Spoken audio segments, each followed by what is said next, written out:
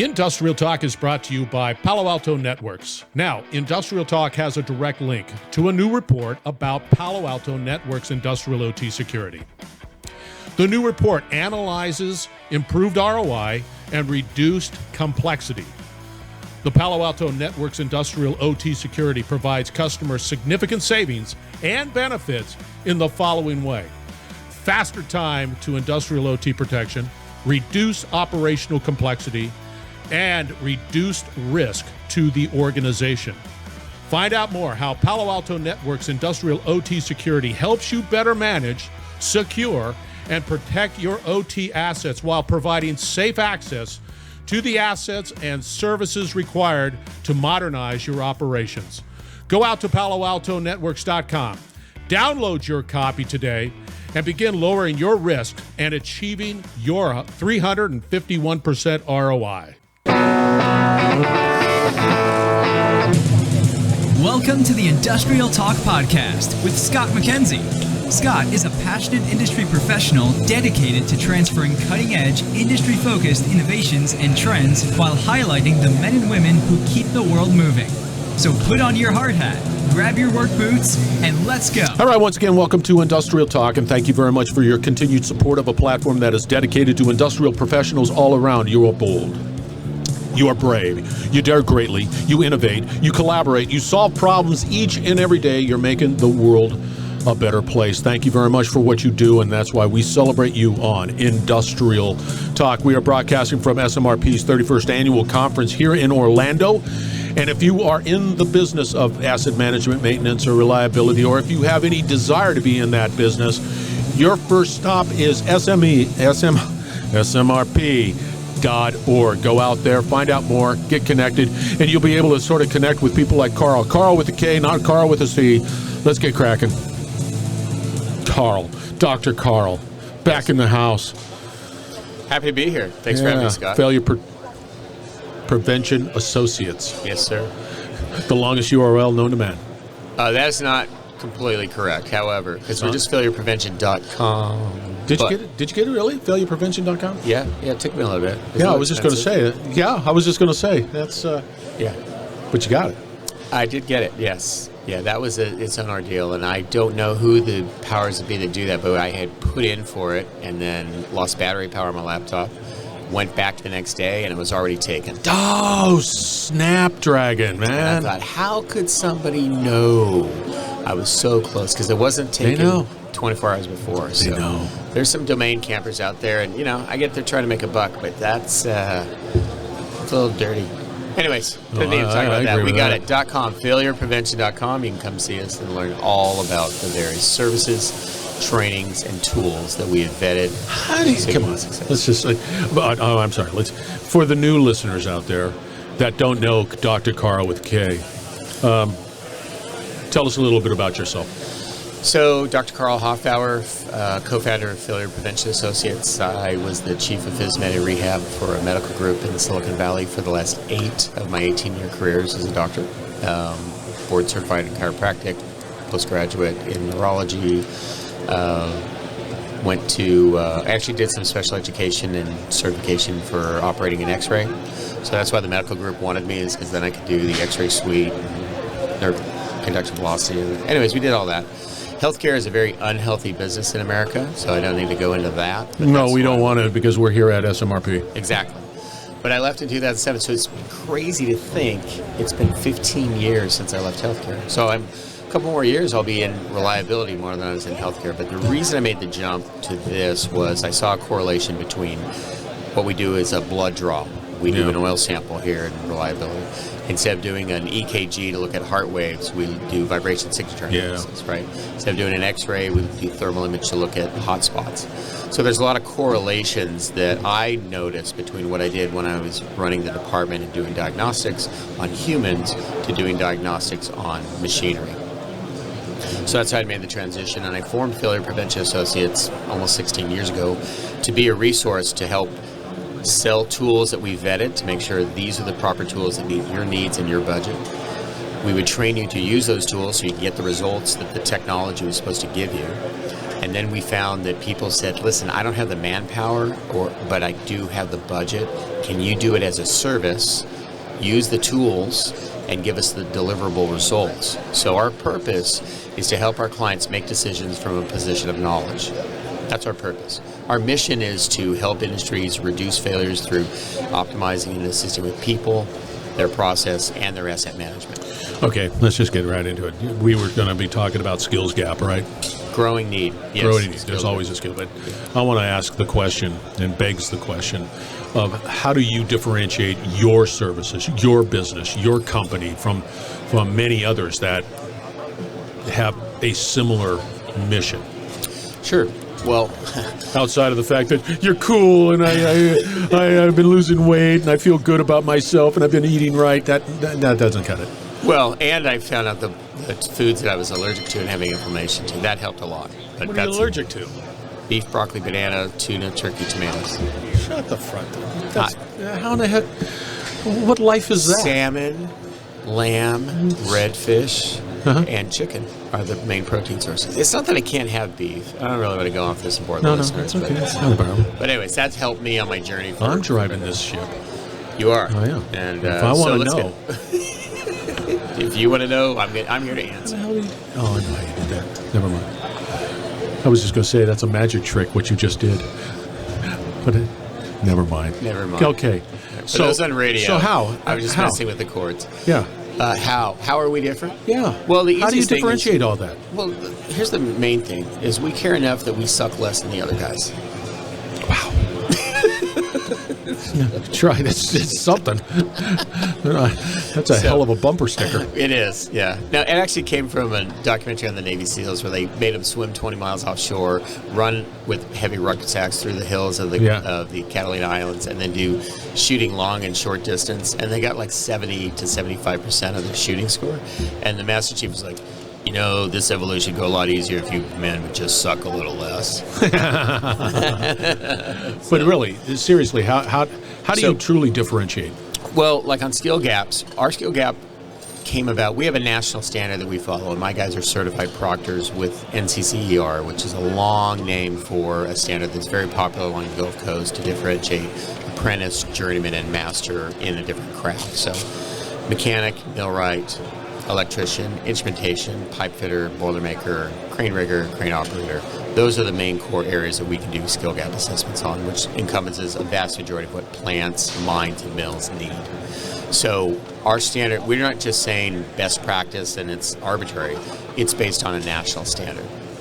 And when we do our assessments, we're comparing them to how do you do this? We're not showing them like this is how you should change a bearing. We're saying, show us. How do you change a bearing? What parts did you use? What tools do you have? So a lot of people are getting into IoT and AI. We certainly have solutions that we vetted for that. But what we're finding is with the silver tsunami, right, gray hair retirements or washing away skills, know-how, and knowledge, that the newer guys, not that they're not smart, not that they don't want to do a good job, but they don't have a depth of understanding in the real world.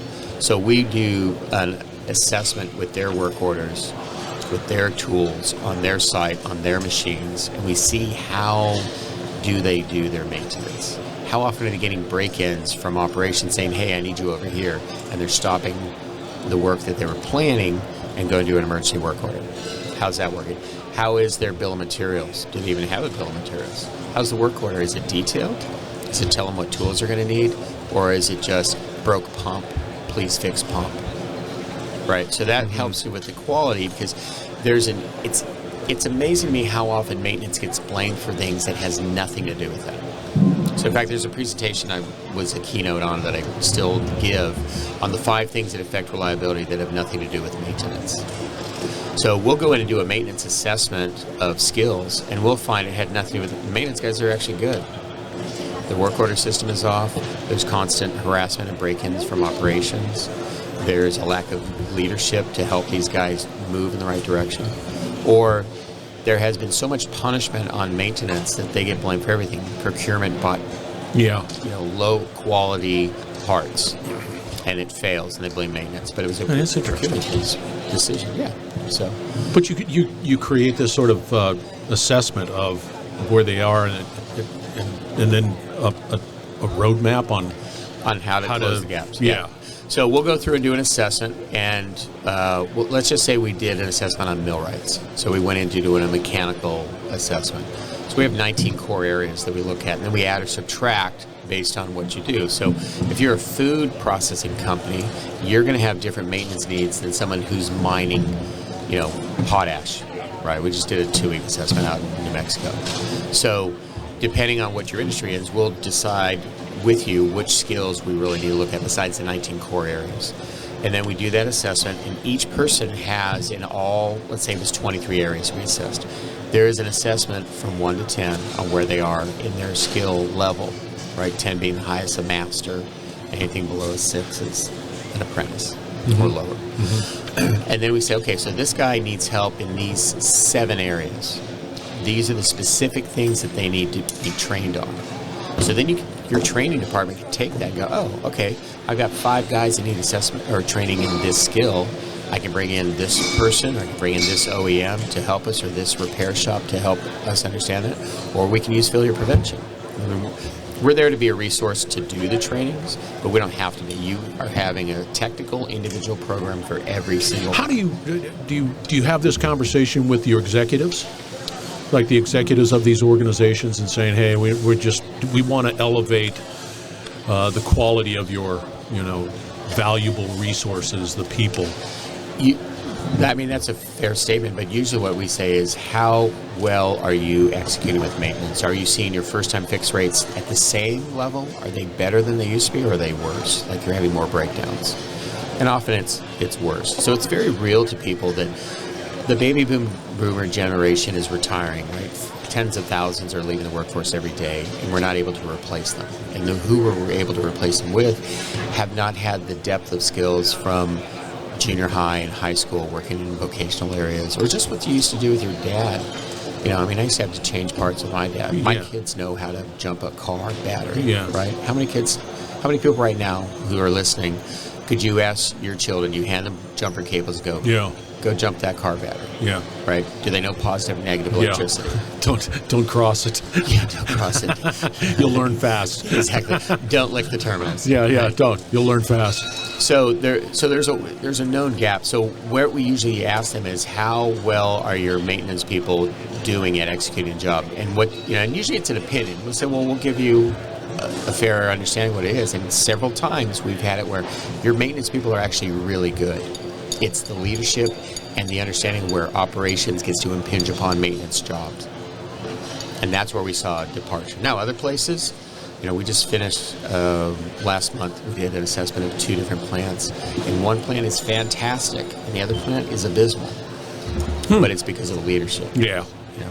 And so we call them as we see them. We give them the assessment like, this is what's going on. However, here's the cure. Here's your roadmap that we would recommend. And we're following these best practices, like the 5 pillars of maintenance that SMRP evangelizes. Where do you see it going? What's your next?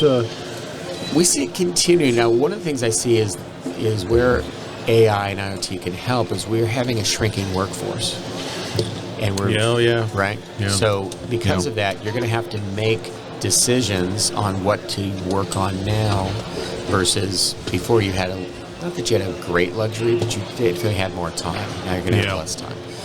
The post-COVID logistics on spare parts is a real issue that I never foresaw. No kidding. It's people all the time, they can't get spare parts. Huh. So, communist China is having a huge recession that they're not really talking about, but it's getting out there. Not a surprise. Yeah, exactly. So, because there was an over-reliance on Chinese manufacturing, and we saw the consequences of that with COVID, and they're having their own problems over there, plus just the shipping coming over here. We had those huge backlogs at the port, and while that's improved, there's still an issue of getting stuff unboxed and delivered to the distribution houses. So we see that there's even more need for proactive and predictive, not because you're just trying to get ahead of failures, but you need that knowledge and extra lead time to plan what you're going to do. Yeah. Right? But if your solution is, we're just going to throw guys at it, and they're not using a best practice, that means you may have to revisit that failure again and again. And that's always where the money is on downtime, the unplanned downtime. As you can see, people are Right, everybody's breaking down. Everybody's breaking down. You came late. You had a lot of slots. No. You came late as in your booth and everything. You weren't here for the kickoff. Oh, for the kickoff. Yeah. Yeah, that was an interesting thing. We were told that we needed to be here Tuesday, so that's fine. Yeah. It's always somebody else's fault. I'm taking responsibility next time to be more proactive, that's for sure. I'm not trying to shirk the responsibility. How does somebody get a hold of you? If somebody says, hey, I want to know more about you.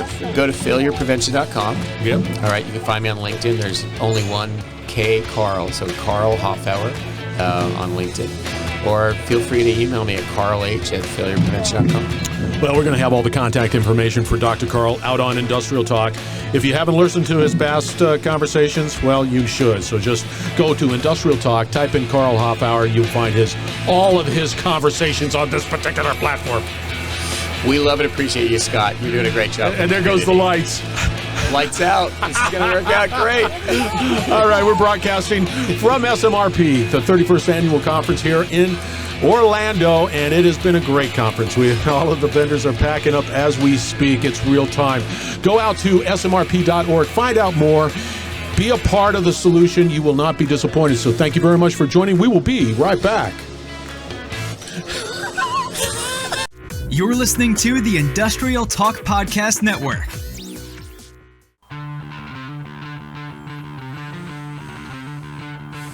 Again, never a bad conversation with Karl. SMRP was the event. Put that on your calendar. Failure Prevention Associates is the company. We were talking about skills gap analysis. It is a must. You got to do it. You got to see where things are at. And you need skilled individuals to be able to take you on that journey, to be able to identify those gaps and then develop a path, a program around filling those gaps. Failure Prevention Associates, highly recommended. A 5 hard hat recommendation coming from Industrial Talk. All right, go out to Industrial Talk. Industrial Talk we have an education system. We have webcasts. We have podcasts. Education is the name of the game. Educate, collaborate, and innovate is the name of the game, and that's what Industrial Talk is dedicated to you. Be bold, be brave, dare greatly. Hang out with Karl, associates, and you'll change the world. We're going to have another great conversation shortly.